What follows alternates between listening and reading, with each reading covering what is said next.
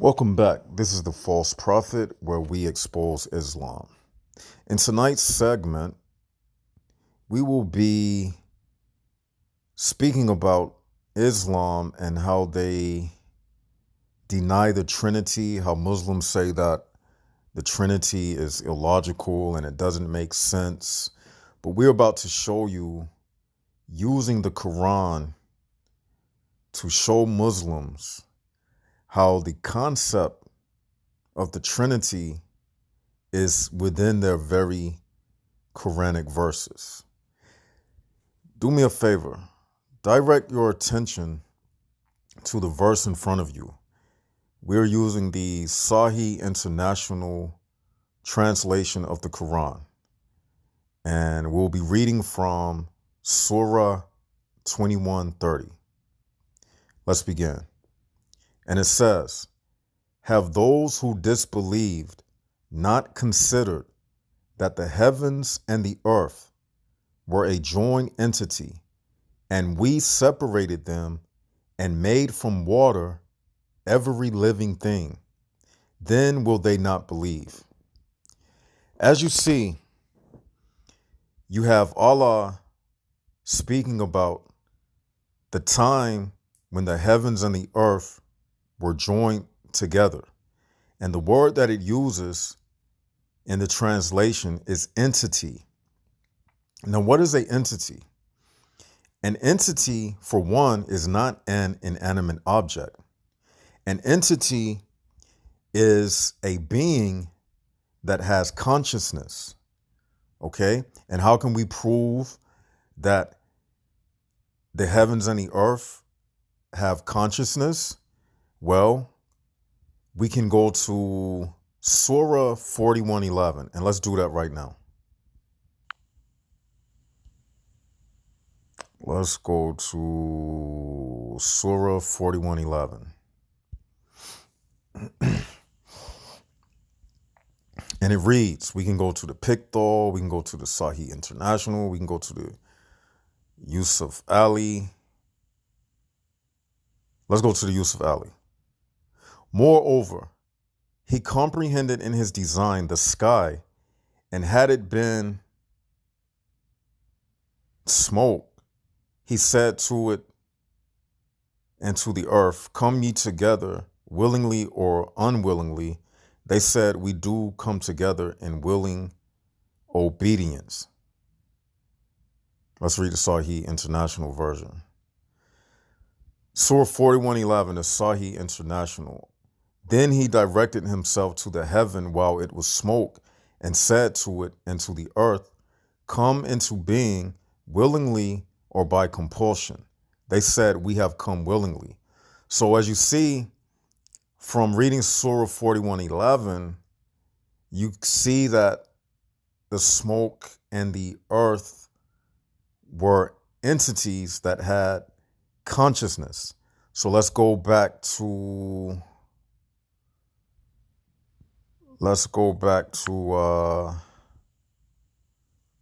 Surah 21:30.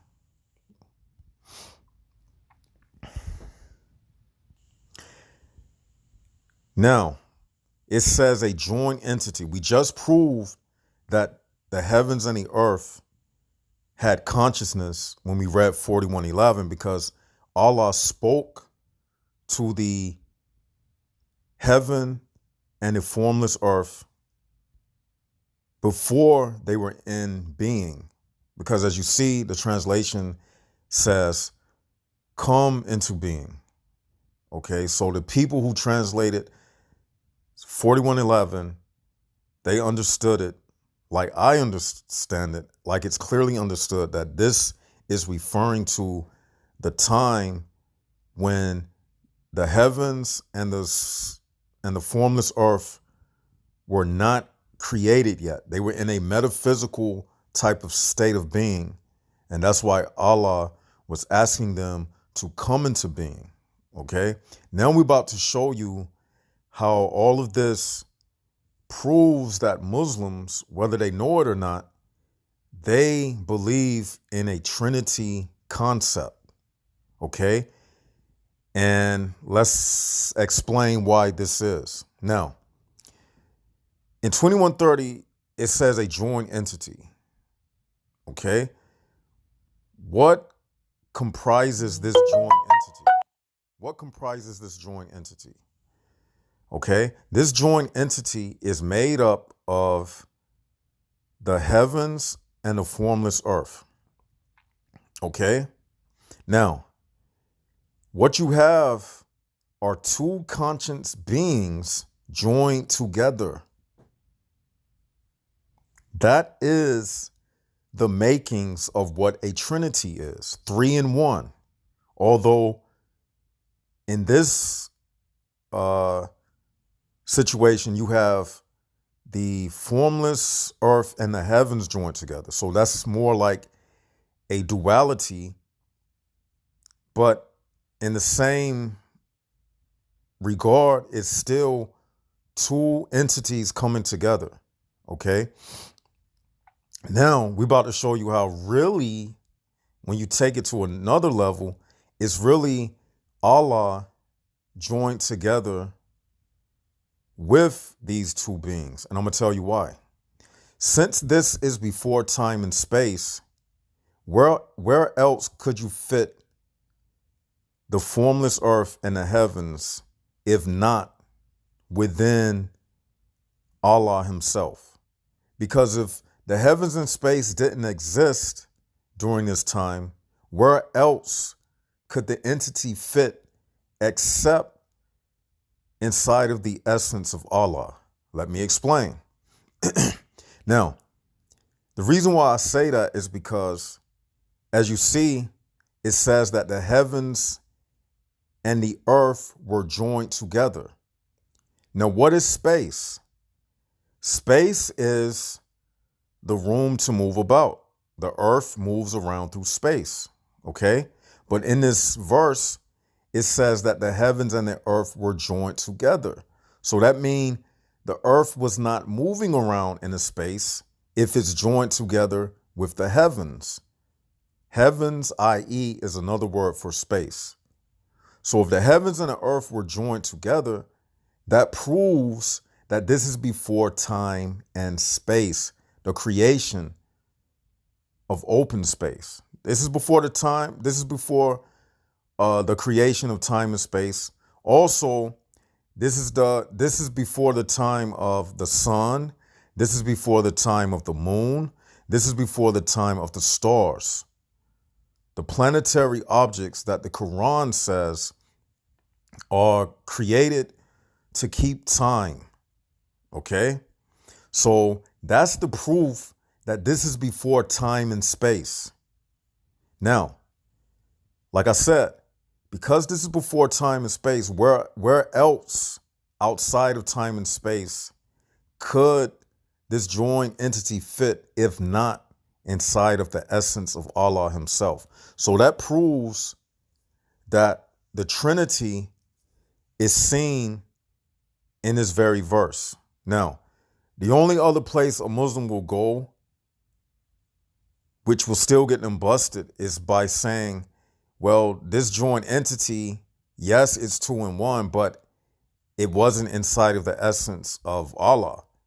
And if they say that, they still put themselves in a dilemma, because then you are saying that these beings are truly a God, because not only are they existing outside of time and space, but if you deny that they are existing somewhere other than within the essence of Allah, outside of time and space, then you are saying they are inside of their own pocket of existence, existing in and of themselves without the need of Allah to sustain them.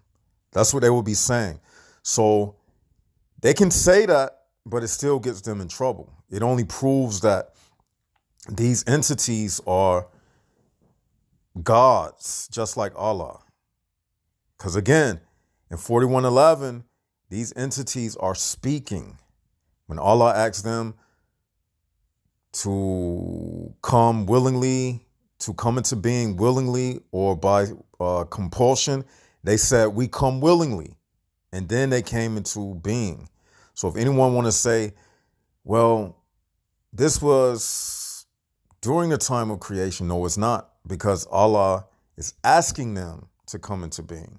It would be like if a guest came to your house and they was knocking at your door and you said, who is it?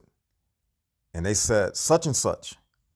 And then you open the door and invite them in. Or you open the door and said to them, would you like to come in my house? By choice or force? By choice or force? And if they said, we come by choice, and then they walk into your house, that's when they came into your house. After you asked them, will they come into your house by choice or by force? Similar to what Allah asked the formless earth and the smoke in 41:11. So this proves that Muslims have a concept or the makings of a trinity within their own scriptures, within their own verses. And there's no way they can deny this. This is clear as day because you have a conscience joined entity that's joined together and it's operating as one. And then Allah said, we separated them and made from water every living thing. Okay, so Allah is the one who separated them, which is a contradiction to 41:11, because in 41:11, he is asking them to come together. So that's another contradiction in itself. So that's all we have for now. Surah 21:30 proves that the Trinity is within the Quran. This is the false prophet. Hope you enjoyed it. Leave your comments below the video. If you have any suggestions about what you want me to speak about next, leave it in the comment section. Subscribe to our channel, hit the likes button, and spread the word about our channel. And until next time, this is the false prophet, where we get Islam busted daily.